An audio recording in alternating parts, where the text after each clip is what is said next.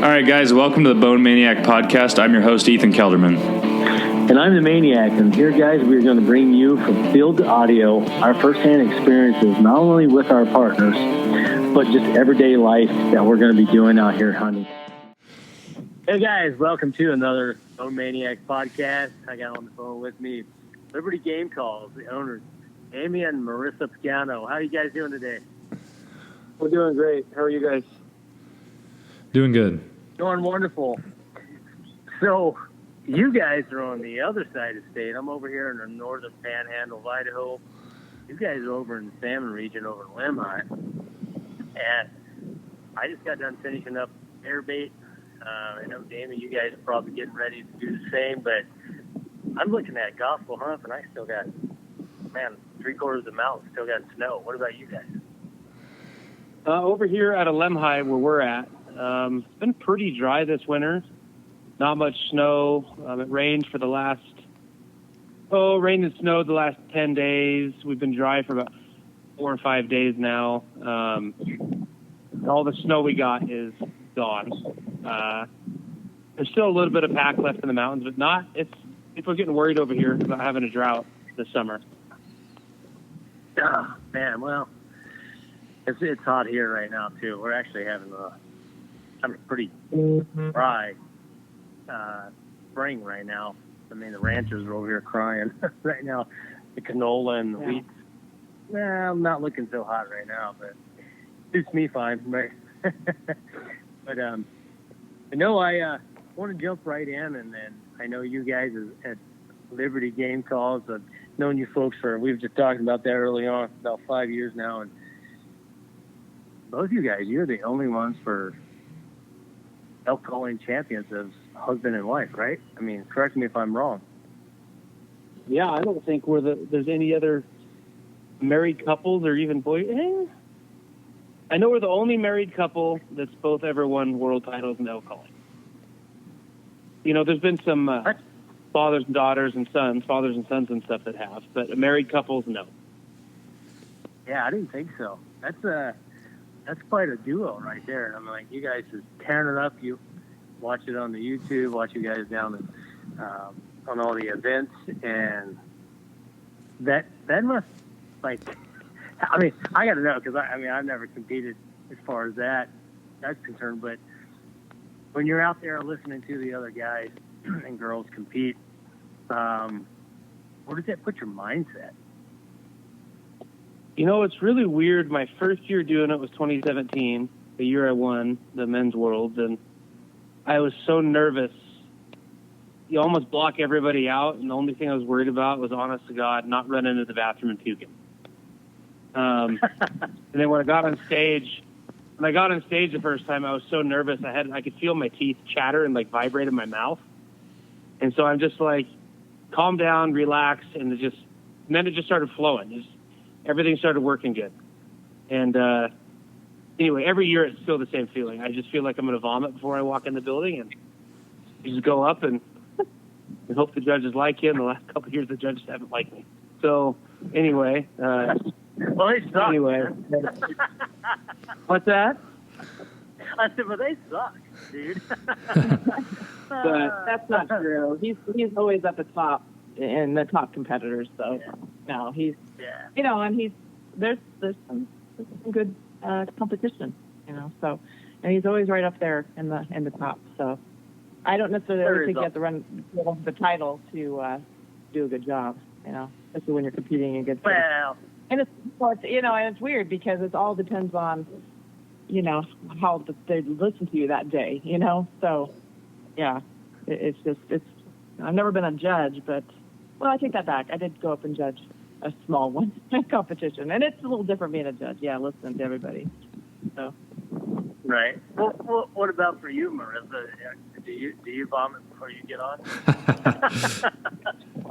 No, it's funny. I really don't get that nervous until I actually walk up on stage. So I wish I could be like nervous like before, and then go up and not be so nervous. But I'm not nervous at all, hardly. And then I get up, I walk up there, and then I'm just really nervous. Like the whole time I'm calling, it's just in a really nervous state.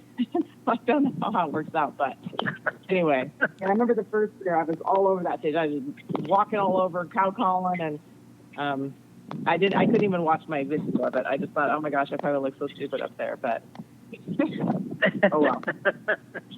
It's getting a little better. Yeah, that's all that matters. Yeah. So it's good. So yeah, Well, you know, we like that. We like calling in the competition because of the people we've met. There's been some great connections we've made and some friends we've made by doing that. And I think it's been good for us. You have any comments on that, Damian? No, it's just the people I've met have been the best part about it. Yeah. I mean, winning's great, but it's one of those deals that's More for fun, I think. it's not like a shooting competition where you actually have X rings and 10 rings you're hitting. Some guy behind a screen that, I mean, there's a couple that I think know how to call, but the other ones really, I don't even know if you could give them a call if they can even make elk sounds. You're having a guy judging you that's never elk competed, a couple of them every now and then. And so it's just tough. You're trying to impress their ears behind a screen. And by the end of the second day, they're just totally burnt out on listening to people elk bugle.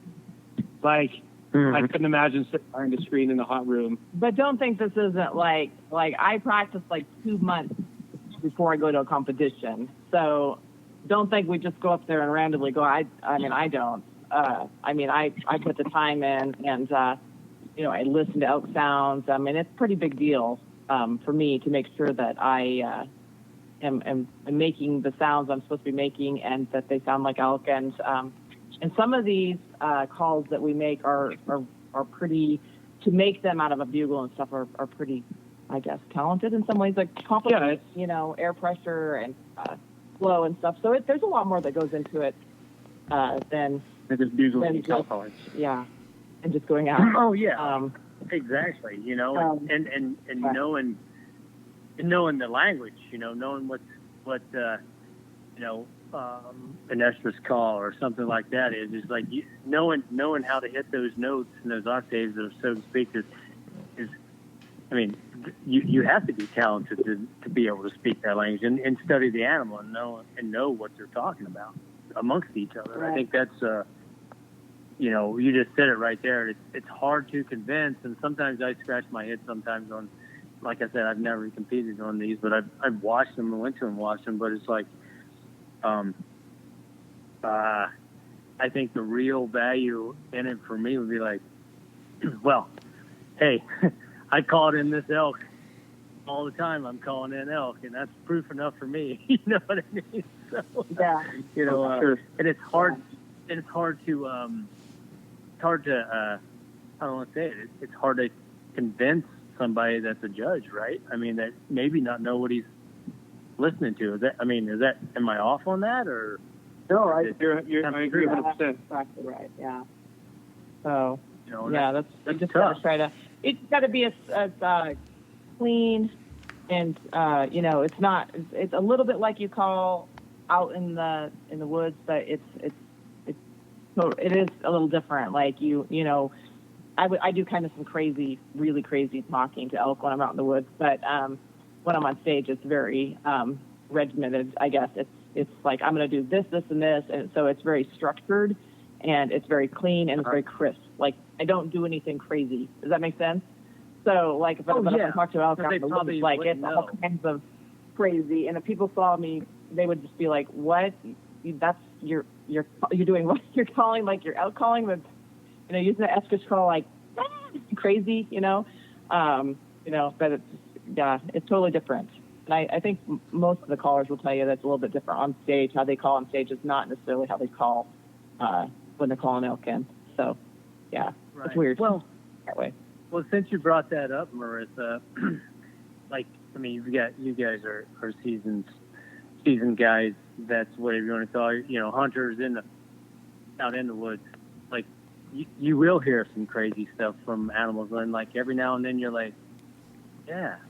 They do speak outside of the cut and dry type of things, elk, Absolutely. turkey, they do that. You'll get that funky girl, or you'll get that funky guy. Yeah. Man, what is that? And it's true. And I think for people that think it's just cut and dry, like, hey, I'm going to bugle or I'm going to call, or either or. It doesn't matter if you're turkey calling, elk calling, whatever you're calling, roaring, axis, whatever. It's there's a language, and it's just like how we talk. Everybody's got personalities, and every animal has a personality. So you got to build a group like that.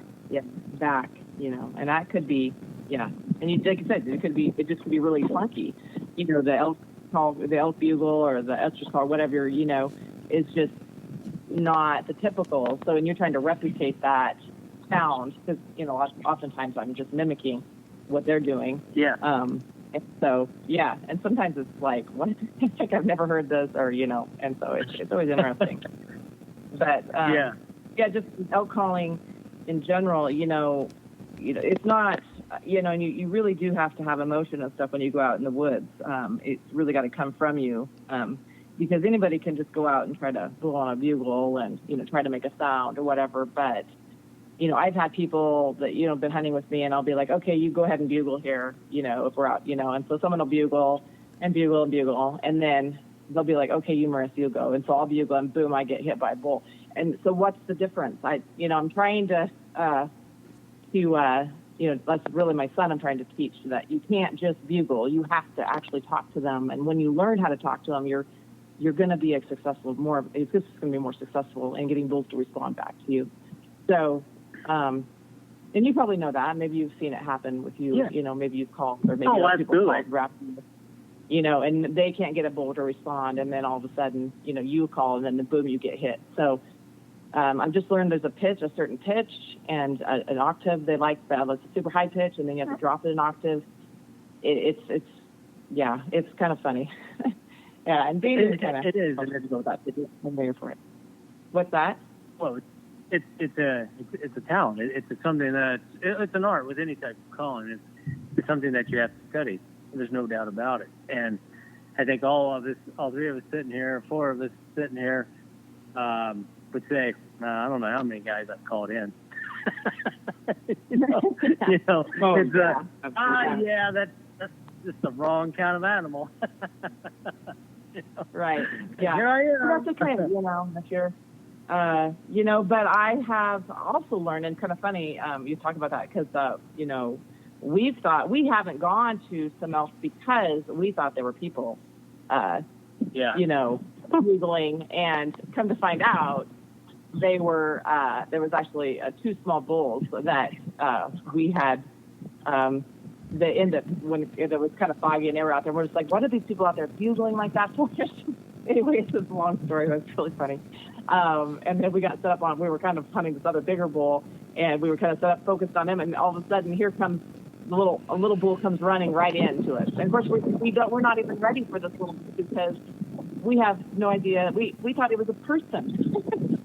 Yeah, I've been there too.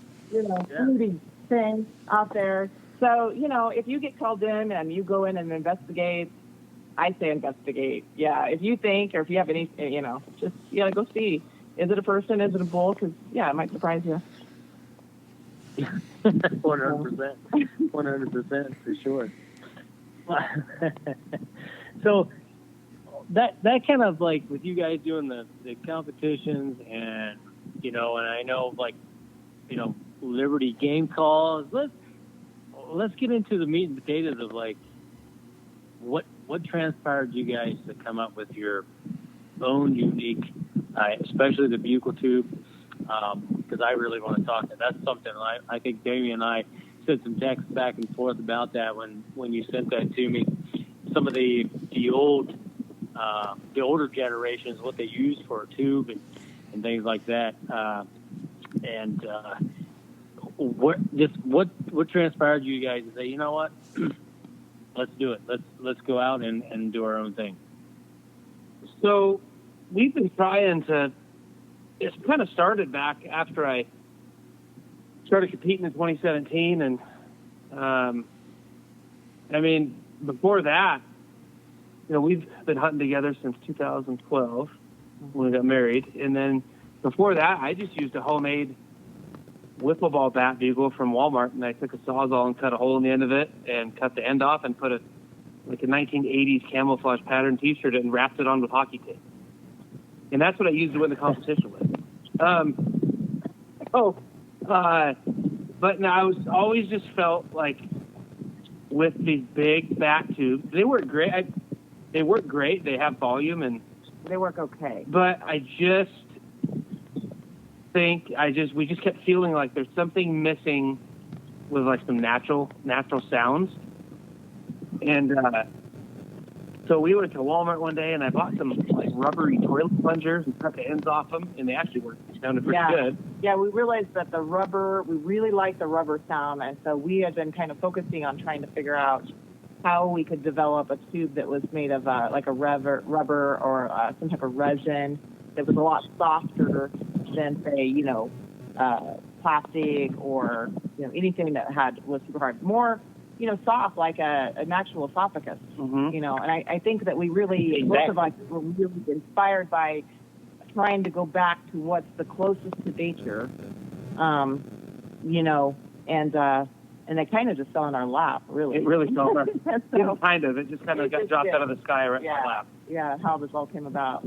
So it started with a guy that had known us for about a year, and he called and said, hey, I want to send you guys this bugle that Dan 80, Dan 80, he's the kind of like he's kind of the grandfather, like the power bugle and great engineer, just knows elk sounds probably as good as anybody, I think. Yeah. And knows how to make it happen. Agree. And so he had spent 3 years developing. So this isn't just a tube you pull off of Walmart.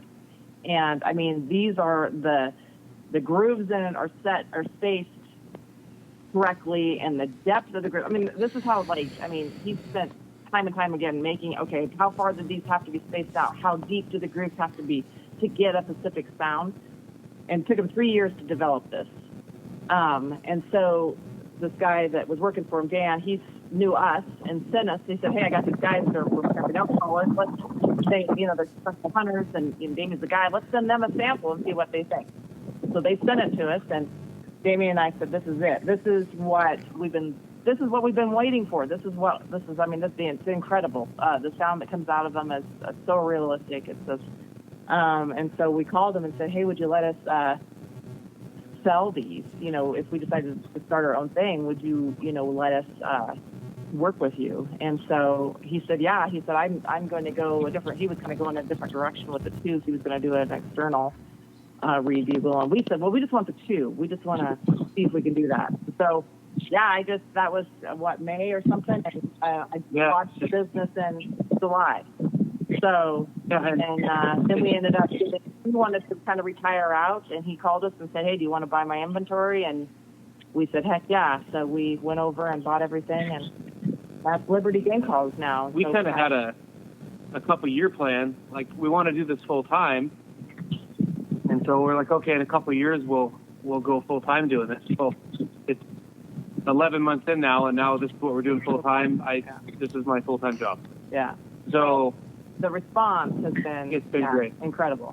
Yeah. And one thing I want to touch on the tube for too is it's not just bugling; it's the cow calling you can make through it too with your diaphragm reed is absolutely unreal. And we killed guiding this last year.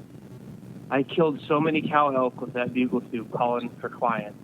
It was ridiculous. I've never actually seen elk respond to a cow call like that until I started using that tube and closing the end of it off, pinching it off. It was just ridiculous. I mean, I don't know. I think I probably killed close to 40 cows this year, clients, at least. Oh, wow. Wow. Yeah.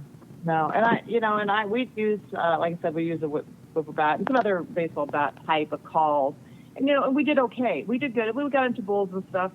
And I can't tell you when I started using our bugle tube, how that changed I know I sell them and I'm not, it's kind of like, I guess, anyway, the amount of bulls I was in was absolutely phenomenal. It went from pretty good hunting to absolutely phenomenal hunting. I was into bulls after bull after bull. I mean, it was just incredible. They would respond to that bugle like you would not believe. Last year was 2020 was a really tough year for a lot of people opening too. And we had one of our, well, on the ranch I was guiding on, one of our better archery seasons ever. And then Marisa killed. I went up with her one night off in September. We went up on our spot in public land and we called in a 6-point and she killed it. And then she went to Oregon a week later and killed another 6-point. So it's a pretty good year for her. Yeah, and not that we haven't been into elk before, but I just don't, the amount of response I had from bulls, just multiple bulls all at once, or, and then, and I just had some, with a wind change, or I had a couple guys ruin my hunt. And I mean, I had situations that I come home and I tell them, I was into 3 bulls and, and I had cows come right into me and they were all around me and they were talking and there was a bull on the outside and I couldn't get into them because the cows were right there and I couldn't get to the bull. I mean, I've never had experiences like that. Nothing like literally like I had this year. Yeah. And so, and it's quiet and it's easy to use, but you can get on there and watch our videos and stuff. And I'm not trying to do an infomercial here. I just want to express that it's definitely something to consider. If you're looking for another bugle or if you're looking to a different bugle, definitely worth checking out our YouTube videos or to at least look at them and see what they like and what they sound like and that kind of thing. So, right, anyway, and I think so that was kind of our dream, and I guess that's our dream, and it's really worked like a dream too. So, it's the bugle tube is what we would have been looking for, and now we sell it and we've used it and it works like we thought it would work. It's something I want to touch on real quick too is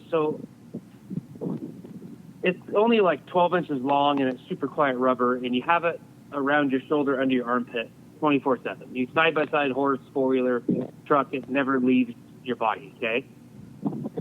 And so I tell people too, I'm like, with these other bugles, everybody has them strapped onto their backpack. Well, if your bugle's strapped onto your backpack, you're probably never going to use it, right?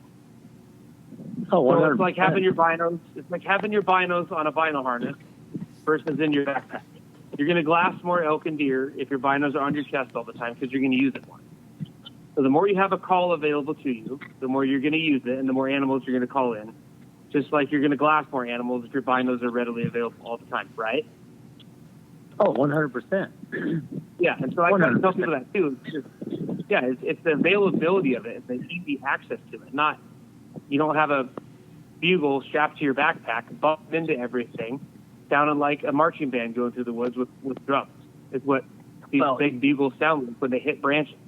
That too, those bulls will be gone because they know what that sounds. Not the sound of plastic. I mean, it's not natural. That's the sound. That carry of plastic hanging off the branches and twigs and trees.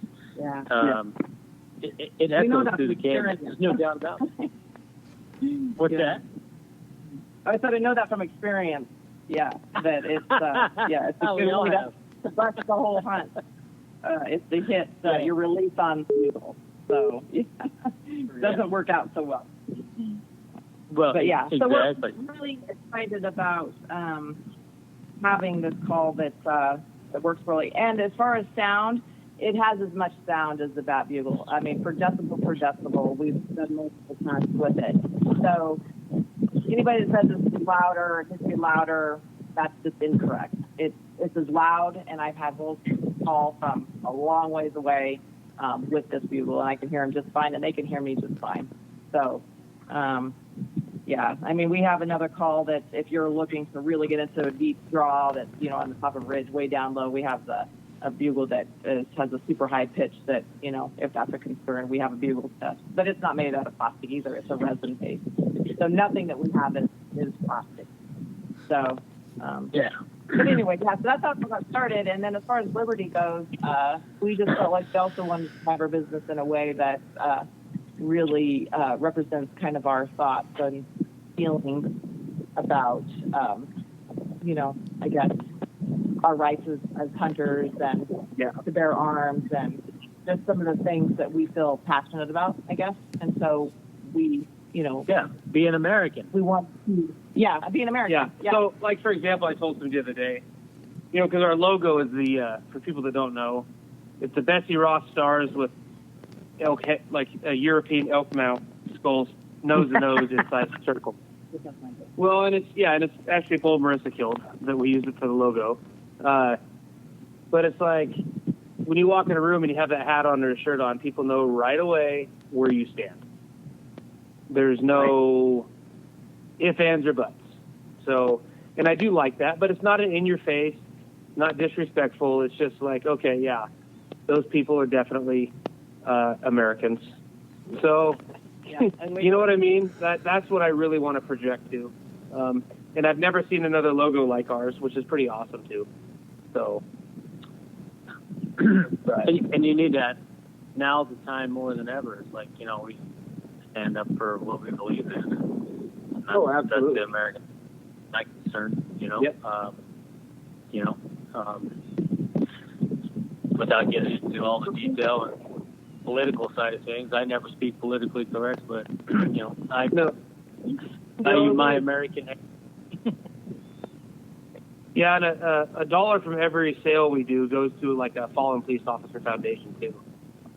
So anyway, but we're trying to give back. Even though we're a new company, we want to give back and show appreciation to people and first responders. So, but that's really important to us.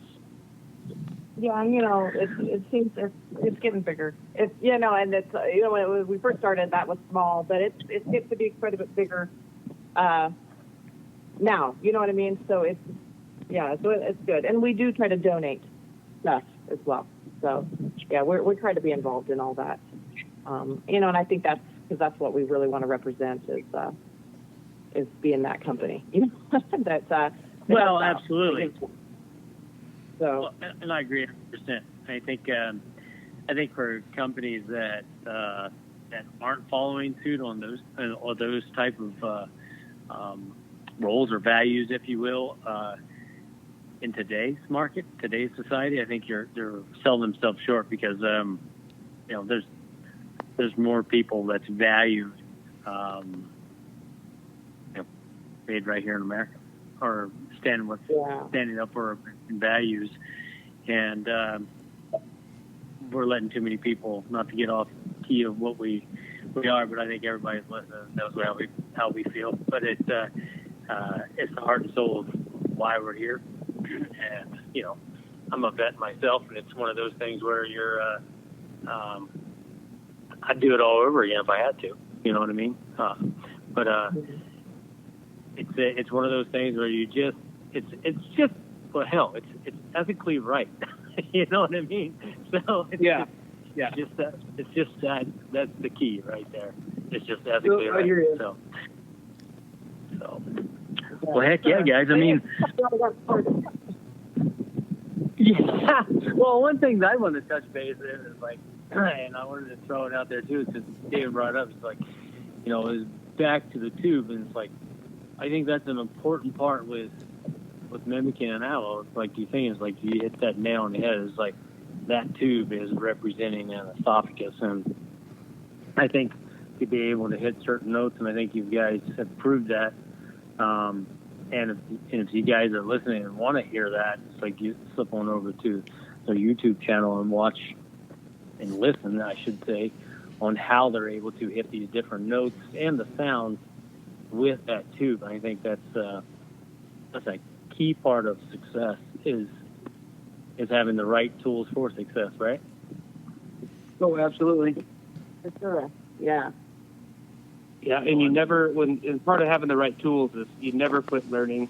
You're never, in my opinion, you're never the best at anything. You never quit learning, and you keep paying attention. Like, I watch elk non-stop. Even when I'm driving down the highway, I'll just pull over and just watch them and just see what they're doing. Yeah. You're always consistently learning things. I agree 100%. And that's the key part of success too. If you want to be successful in filling those tags, you got to learn the animal or your opponent. And I think that's just that was the mentality beat into you. You know, it's like if you want to learn, if you want to beat your opposition, you better know everything about them. And I think absolutely. that's a key part of anybody's success, I think, in the hunting woods. So, but I mean, you guys also mentioned that. I know you might not want to bring it up too much, but kind of just put some feelers out there. You got some new stuff in the works, maybe? Yeah. So we're really excited. We've got a new reed that's coming, a diaphragm reed, and that's eventually also going to be a reed that will also go on our external. It's going to be designed also for our external reed bugles. So our external reed bugles are going to change a little bit, but not significantly. But so that's going to be kind of a new thing too. But the diaphragm reed is nothing like there is on the market. And like I said, I talked about Dan 80, but he's the one that has designed it for us. I kind of had a little bit of an idea. I brought it to him. I said, you know, this is kind of what I want. And he said, I think I can make that happen. So he's been working on it. And so we hope to have a sample here in about 2 to 3 weeks. And we hope to launch it the first part of August. So I think that's going to be a huge thing, hopefully, in the hunting world. Because this is kind of what, like I said, no one's ever seen anything like it. And you've got the guy that has a great mind, is a great engineer, and together we've put this thing together, and I hope it kind of blows people's minds. That's what I hope. So we're pretty excited about that. And then, So what? Oh, I was going to say, just from a little bit of intel that you've shared with me, it sounds like you're going to there's 3 things you're going to be able to use this for, and that's going to be pretty awesome, I think, especially for the guys that are always at idle, ready to hit for any type of species. Yeah. So we're going to be able to take that and build. It's a diaphragm. It's called, so obviously, you can change the lake thickness and design a little bit, and that could give you, better sounds for predator calling, turkey calling, and things. So we're hoping that'll be, we'll be able to have a line of these reeds for multiple, different species for guys. I think that, I'm pretty excited about it. Yeah, and then we've got, like I said, and then we've got some other designs for the out for the external reed as well. So, and I think that's going to be really exciting for guys that aren't really as fond of the diaphragm reeds, and that's great. That's okay too, because that's where I started, was with an external reed bugle. In fact, the very first bull I ever called in was with Dan's power bugle. So I don't have anything against him, but until it's a nice bull. But so we're hoping that that's going to be really good for those guys that are looking for external reed bugles. So, well, absolutely. We're looking for that. Well, when do you guys anticipate this coming to fruition, being able to be on the market? What's that? I say, when do you think this will be able to hit the market? Well, we're hoping the first part of August. Yeah, we're hoping to get these into guys' hands before hunting season. Yeah, that's our goal. That's awesome. So, everything runs, and everything's been running really well. I know he's been working hard at it, and, I'm trying to do my part as well. But he's hoping that, we're going to hopefully launch it the first part of August. Like I said, that's really important to me, is to have these available to guys before the hunting season. Well, I'd like to. Oh, heck yeah. So I don't think we're going to have it for the competition in July. I don't think we're ready yet, but that's okay. We have some. Our reeds now are really, no one else has anything like this as far as well. We have the armor tape on that film frame. So that's a really good reed too. That's what we'll be using in the competition this year, along with our tube. Oh, no. So I'm pretty excited about that too. So having our heck own yeah. stuff. Yeah. So well, Well, and just to kind of reiterate on that, it's like you guys have pretty much, I see a lot. I'm not here to call anybody's names, but I see a lot of other elk companies, calling companies out there. Like they do a lot of what do you want to call it?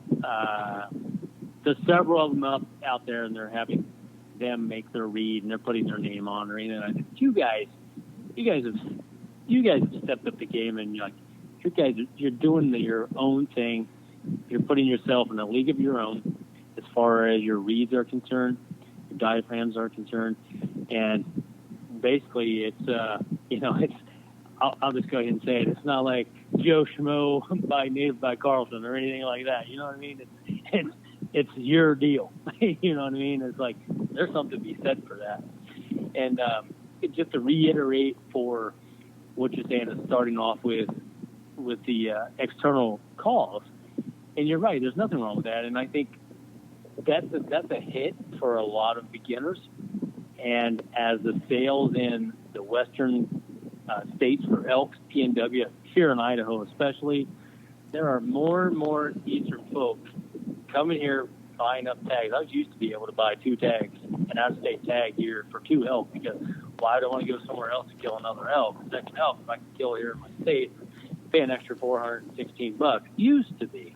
Now, as a resident, you can't do that. So there's something that's to be said for new hunters, new elk hunters coming into the western states. So I think that's a great way to market your product, is having an external read, because let's face it, not everybody can be a world champion elk caller, right? Yeah, so I've got a funny story about the external read. So I was the first week of archery elk season last year, and I was guiding. We had a group of guys show up from New York, and they were doing like a drop camp on private land. Anyway, so we're driving around the car, and they're like, "Oh, what else do you do for work?" And I'm like, "Oh, we have a game call company." And I told them, they're like, "Oh, what is it?" And I said, "Oh, we have our own elk call company called Liberty Game Calls." And the guy reaches back in his backpack. He's like, "This one?" I'm like, "Yeah, that's mine." Well, they're from New York. I've never met these guys. And I'm in the car with them, out and showing them where to go hunt on the property. And they found us on a Facebook ad and bought our calls, which was just, I thought was hilarious. It is hilarious. It was kind of cool. That's really awesome. What's the chance? So it was fun. The chances of that happening are slim to none, actually. Well, Here you're in business for a month, and some guy from New York shows up with one of your calls he bought off Facebook. yeah. He says, "What's your logo look like?" And so Damian's like, "That's us." And he's like, "Hey, showed him a shirt." He's like, "Yeah, that's their logo." And he's like, "Yeah, that's us." Yeah, he reached back in his backpack and showed me the call. Yeah. He's like, "That's hilarious." But, yeah. So, it's a small world. It's a small world. It really is. I mean, when you come to think about it, there is, any of the manufacturers, influencer, personalized, whatever you want to call it, is like, really when it comes down to it, it is very, very small.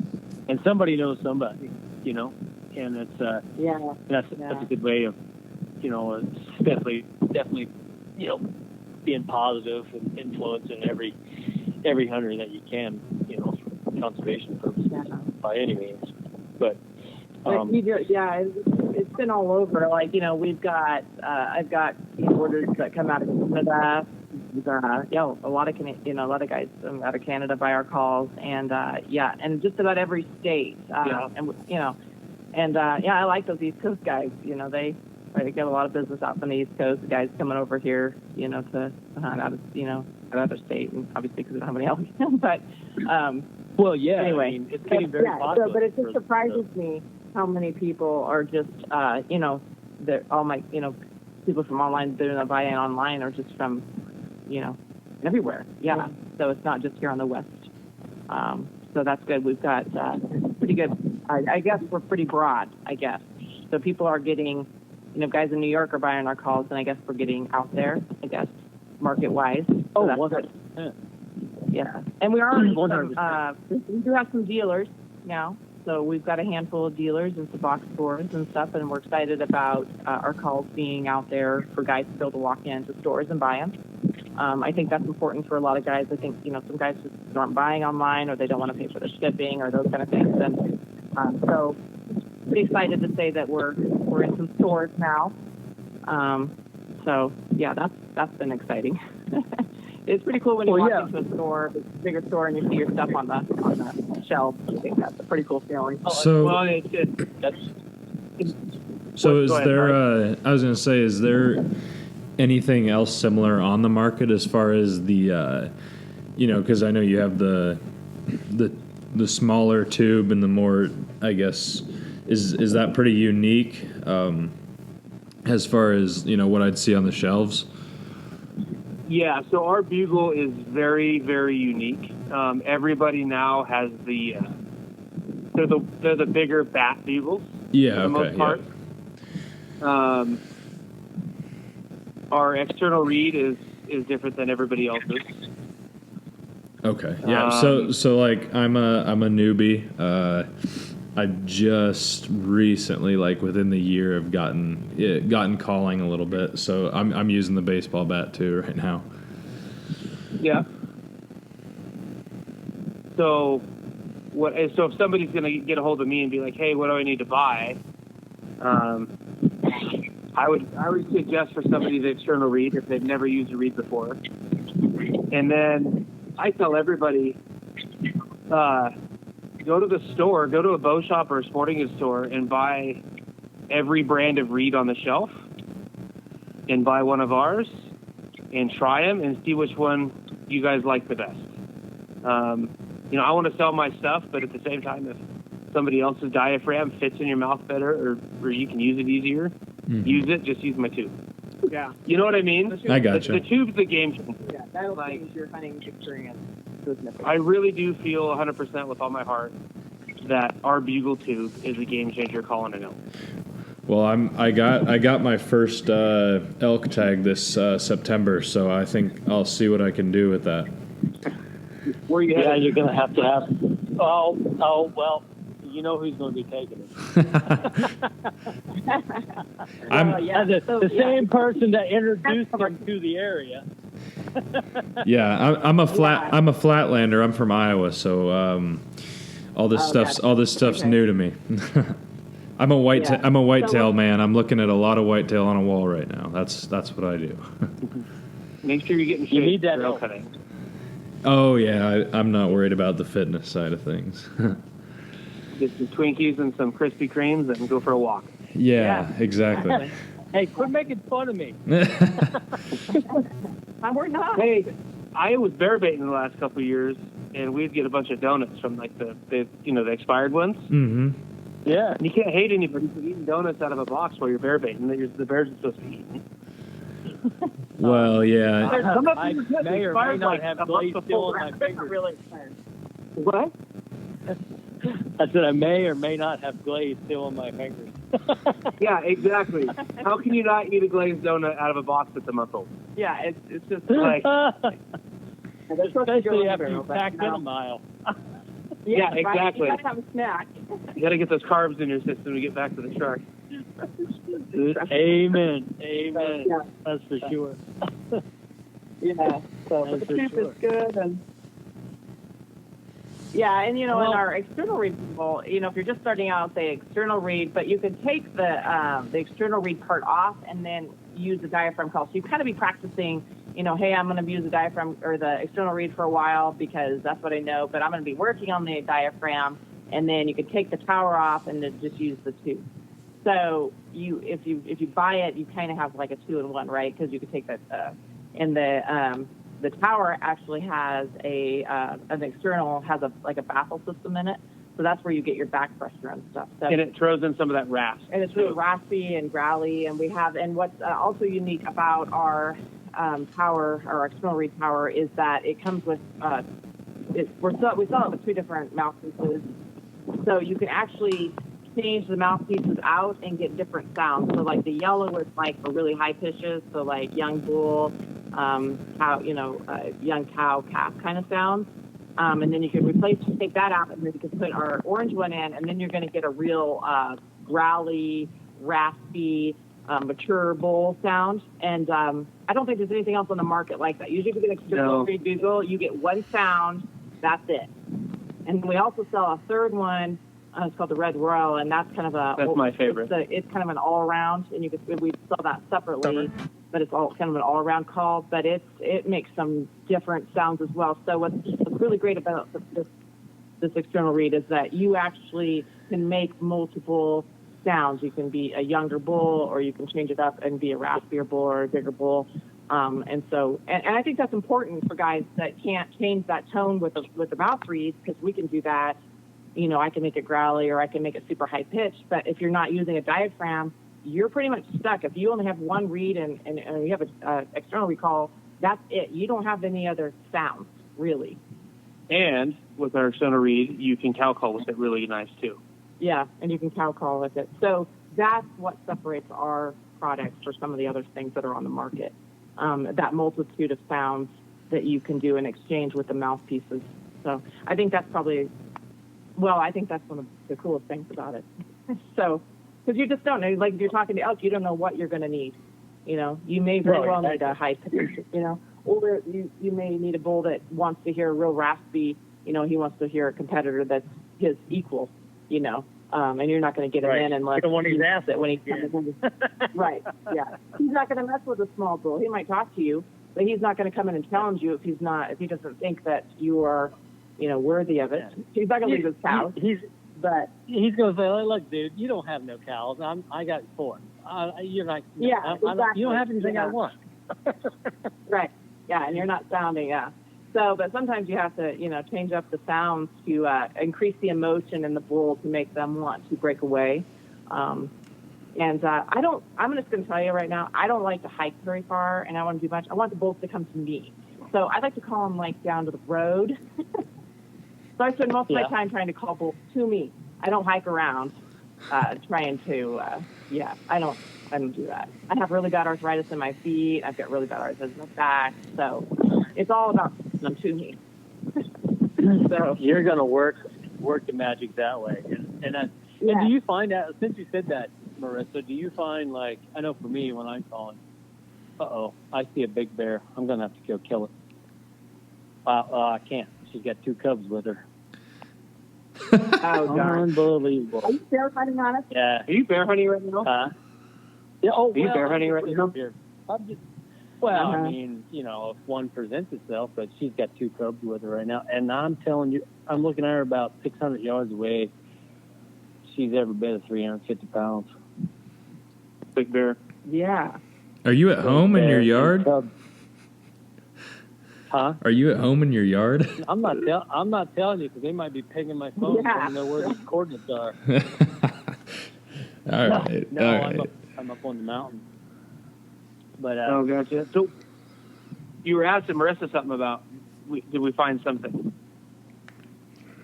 Yeah. So, do you find that you have to be in his wheelhouse before he'll commit to anything, or do you find when you're calling that it doesn't matter if you're within his engagement, that you're going to bring him down anyway, just knowing the language to talk to him? It all depends. Like, I know this last year guiding, you know, we had on this one hillside, I mean, there was 30 to 40 bulls that would leave the fields and go bed up on the timber every day. And you know they're up above you every second of every evening. You call. But it'd be amazing some nights. You would call and they would just go ballistic and come running down. And there was nights where they'd never make a sound. And you'd glass them up in their beds. They'd leave and above where you're sitting in the evening trying to call. And you know there's 20 branch bulls above you, but they would never make a sound. And there's other nights where they would just go ballistic. And there was other nights where they'd come in so quiet, like just tiptoeing in like a house cat. I mean, it's just weird. I think a lot of it depends on the day and how they feel. And the barometric pressure, we're huge believers in barometric pressure for calling an elk. Mm-hmm. Like the night last year, I had one evening off work, and we went up and hunted one of our spots up on public land. And it took, 30 minutes to get bulls to bugle? Yeah. It probably took a half an hour to get bulls to start lighting off to us. A bunch, and then I bugled once and I responded. And then we started doing our little calling routine back and forth to each other, and then, I don't know, 30 minutes later the bull is dead. but he came in for probably almost a mile. Yeah. Yeah. So, like, I found like if we engage and we do our bugling together, like we're hunting together, like if we have a bull that's not as I always do call it like we get the bugle, you know, we get them to respond, but we call it the FU bugle. Like we know, we could just understand, we understand this bull is not going to come in. Like he tells you, I don't really want to engage. And so if you're going to get that bull to engage, we have to do this routine that we do. We say, okay, that's the FU bugle, but we're gonna try to play this game anyway. So we'll start calling back and forth, and we have this funny little thing. If anybody heard us, they would think you guys are crazy. Especially if the bull, if this is moving away from you when you first start bugling at them, I mean, that's a 50-50 deal. Like, it's either going to work out or not. But if they're just staying put, like up on the hill, just doing that bugle, like I don't want to deal with you right now, and they're not moving, then you can really change things up. You can really get in on them and get them, most of the time, get them killed. Yeah, I'd love to do the film. I did a little bit this year. I haven't posted it. I haven't posted the film of us like calling together. But I think that's something that's really going to be the push this year is the way we call as a team. I've never seen anybody call like we do out in the woods. Yeah, and you know, we get it a lot. But and we've called in bulls that we think are, I mean, it's just really tough bulls that we're going to get to come in and leave cows and things like that, and we call them in with doing what we do. But it takes a lot of excitement. So yeah, lots of excitement. And people that tell you bugle too much and you call too much, that's not true at all. So we would throw that theory that right out the door. So yeah, well, so don't ever I agree tell with you that. you bugle too much, you cow call too much. Don't ever let anybody tell you that. And one thing too with calling elk is everybody thinks it's only for September. Like August, if you do lost calf call, if you have like an August cow tag on an agriculture hunt where they're bedding down places, and if you learn how to do a lost calf call, cows cannot handle it. When you start lost calf calling to them in August. We killed a bunch of cows last year in August doing lost calf. They'd give their locations away. You do a couple lost calf calls. They would cow call back at you, and then if they didn't come in, you would at least get them pinned down on a location. Sneak in and shoot them. Right. Yeah. Right. And then like October, rifle hunters don't call enough, I don't think. No. I think if more rifle hunters learned how to call, or if they just carried a cow call, they would kill so many more bulls. And it's not necessarily the bull coming in being super aggressive. If you're sitting on a hillside and there's a timber patch 300 yards across the way from you and you start cow calling, you might have a bull just take a couple steps out and look around, and there's your opportunity to shoot him. You know what I mean? Like the curiosity kills the cat. So I called in bulls November 15th, cow calling.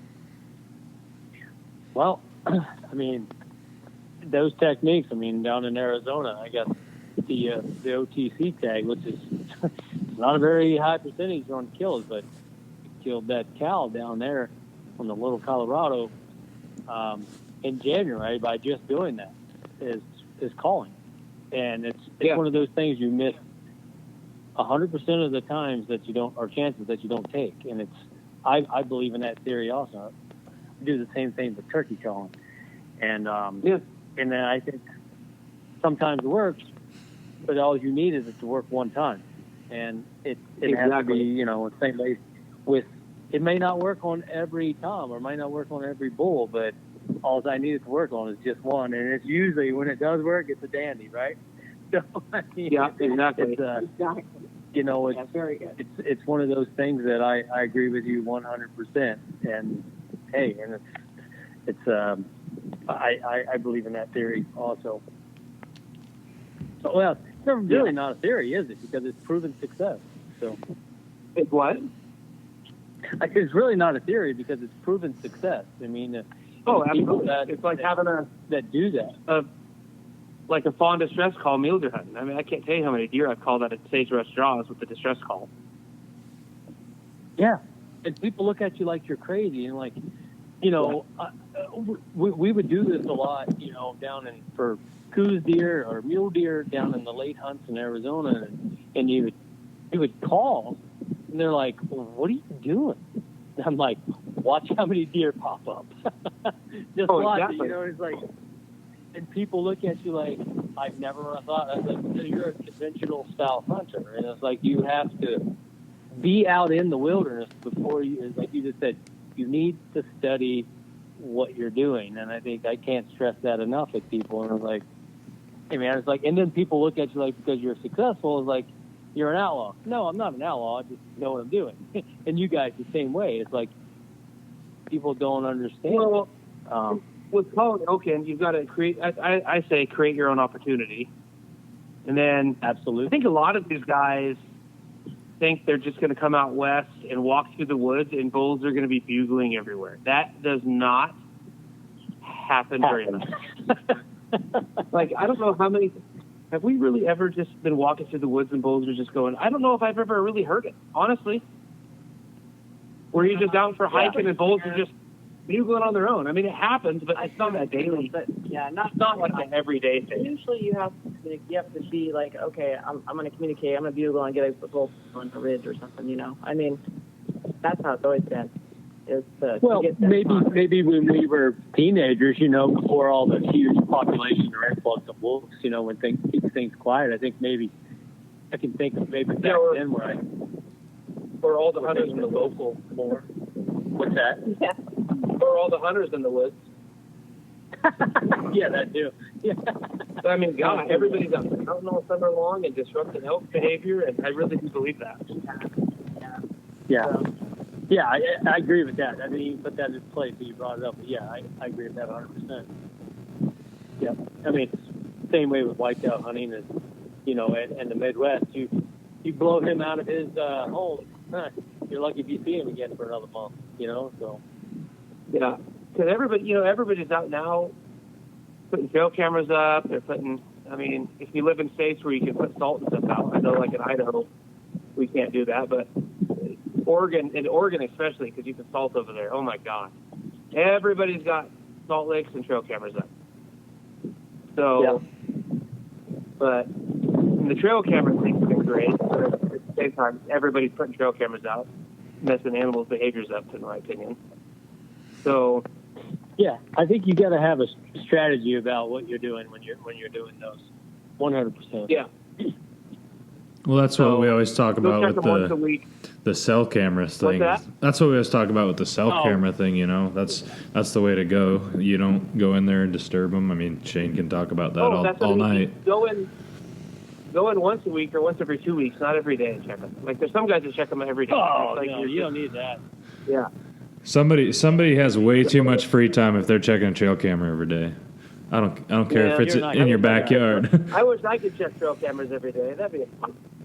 Well, anyway. It probably would have a Somebody six going- pack. Yeah, exactly. trying to get me to hike it like 80 feet. Yeah, well, I've been I'd training prefer to have a six-pack of beer. Yeah. Well, guys, I don't want to cut anybody short, but I'm down to about 5% battery here also. But one of the things I really want to cap on with you guys, not only are you guys at Liberty Game Crawl, putting out some fantastic products, but you guys, Damian and Marisa, you guys have opportunity, and you guys are, I don't want to spoil these too much, but you're having classes, instructional classes on learning how to elk call, and those classes are available. I know you were saying you were doing some, correct me if I'm wrong, but on Zoom, you were doing those with Zoom? Yes. Yep. And they can go right to our website and book those online. There's a calendar there, and they can book a time. And so if someone's interested in doing that, something. they can libertygamecalls.com, and then we just verify the appointment, and then we can do a one-on-one session with them right over Zoom, and that works really well. Yeah. And not only that, but you guys that are listening, this is you guys are getting it from not only from world champion elk callers, but you guys live, eat outdoors the same. That's why we get along, because we're real what we're doing. We're out here. That's what we do. We kill animals. So, or we help people kill animals. So, spreading the knowledge, Right. and you guys are the folks to learn those steps especially for beginners. And there's a lot. I mean, the sales of the tickets does not lie. So, you guys are out there wanting to learn how to be a more efficient elk caller. I mean, this is a way to get that in. Like, you don't need to, be all big headed and swallow a little bit of pride and learn, right? I mean, get some experience under your belt before you just go out there and start calling everything, especially other hunters. and a lot of the guys that that want to learn about elk calling, it's not just about learning how to elk call elk, but we talk about a lot of tips and tactics and different things too. So someone had an appointment with us over Zoom. They're gonna get a lot more than just together I think we have like over 50 years of experience elk hunting and calling, and so I think that some of the calls I would hope that they can take away some elk calls, but they can also learn some tips and some tactics, and I think they should be able to learn quite a bit, and I think we have like 30-minute appointments and an hour appointment. So Well, that's perfect. You can like 30 minutes to and then an hour appointment. So someone could, just wants to be on, kind of just check it out. I think that helps. I can't remember. I had to look. I haven't been on my own website making appointments, so I haven't done. Right. Anyway, whatever. We've been busy trying to move to Montana. So, which is the other part I was going to jump on. Spill the beans. We're going to have to start going on Montana. That's where I was headed. But yeah, what I was saying was that if someone wanted a 30-minute spot, they could check it out for a lot less money than they would for like an hour spot. So they could do that. Is what I was trying to get to. So right. It wasn't coming out very well. Well, you didn't really want to spill the beans about Montana, but that's the yet to come. But you guys have great products coming out. You got the elk calling lessons. You got some prosperous things with your move. Move over to Montana, but starting, you got some things that you're gonna be maybe transpiring or maybe hopeful with doing some of the. Do you want to say it, or as far as doing the elk shot scenarios, the elk calling scenarios? So once we go over to Montana, we are going to be starting some like camps and things like that. So guys can come out and they can learn how to elk call. We're going to have some like elk calling, different kind of scenarios. We're going to probably do some archery shoot setups.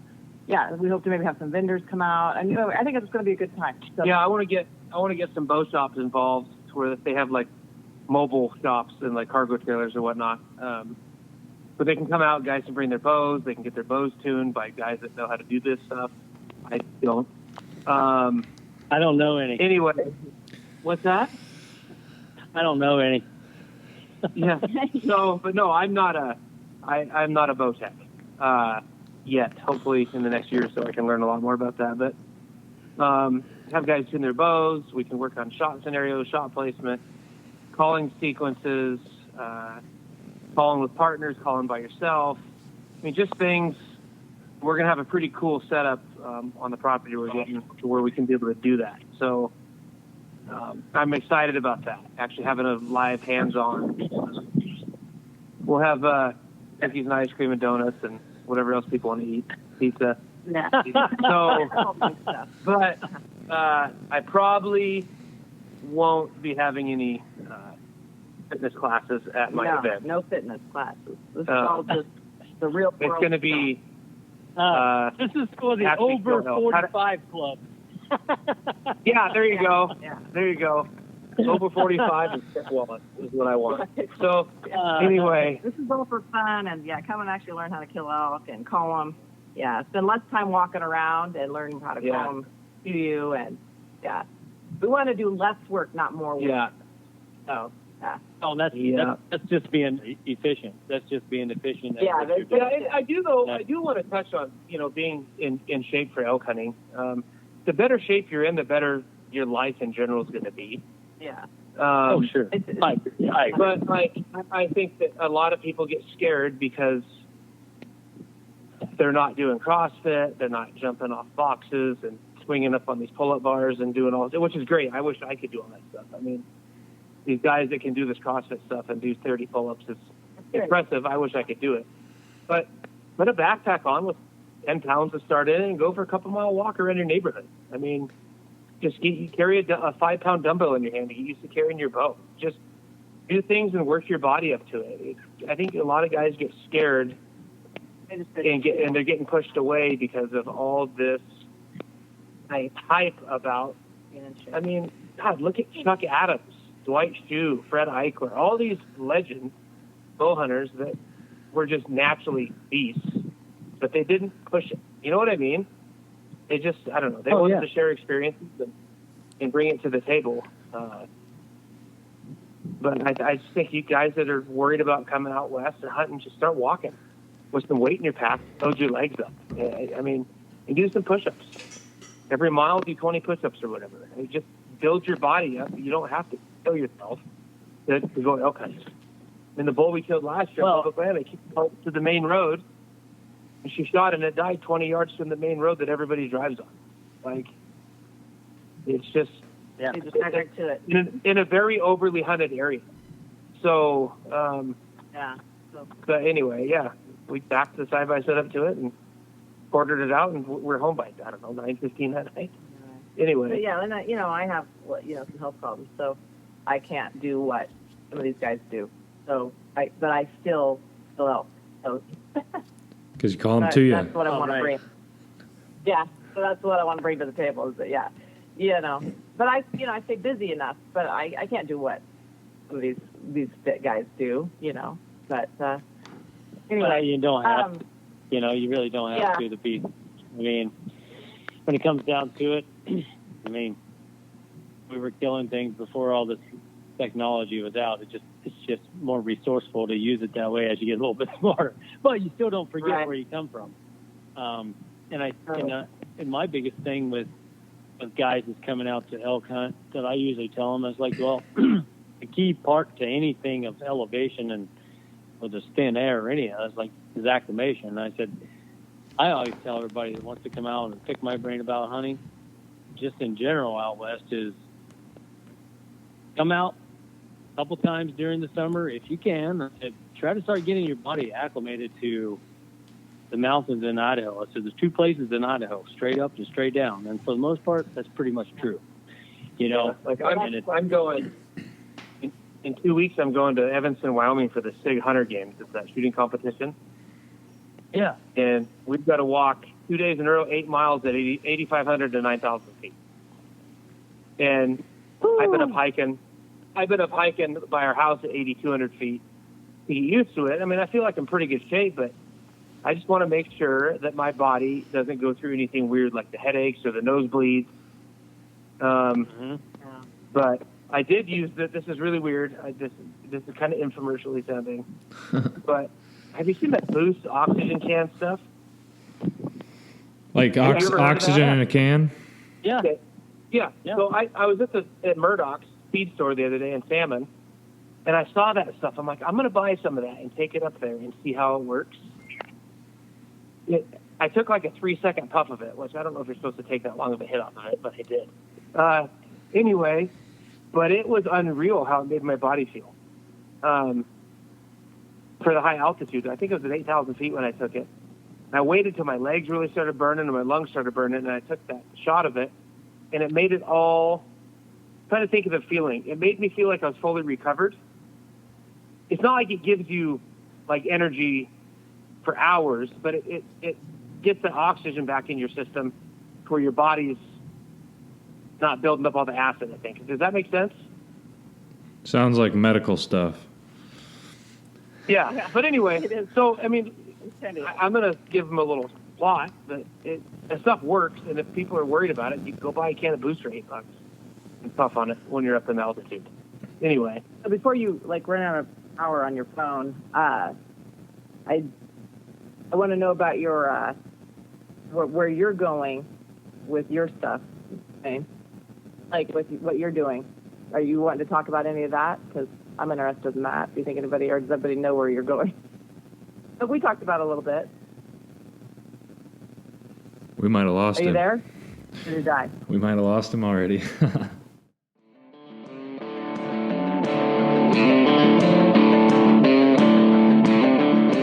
Hey guys, you can find us over on social media, on IG, on Bone Maniacs. You can find us on Facebook, Bone Maniacs, bonemaniacs.com, and over on Waypoint TV and Taking Aim on Tuesday nights from 8 to 11.